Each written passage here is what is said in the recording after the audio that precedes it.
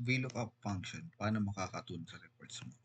For example, ito yung sales data mo, kaya lang wala ditong category.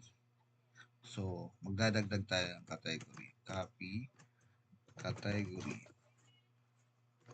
Tapos, ito, description.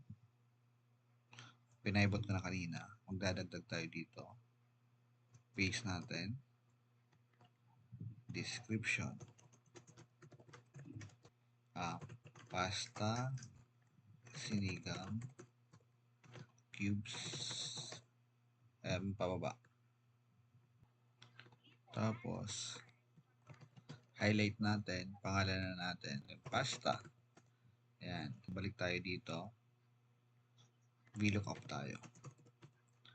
Lookup value niya, yung description, hanapin natin yung description, comma, tapos yung pasta, pinangalan natin sa table array, comma, 2, comma, 0, close parenthesis, enter.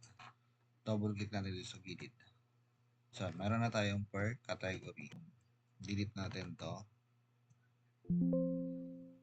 Check natin.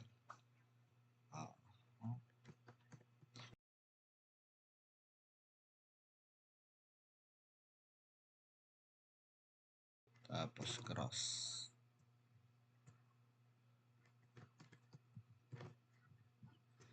Ayan. So, nakuha na natin yung per category. Okay.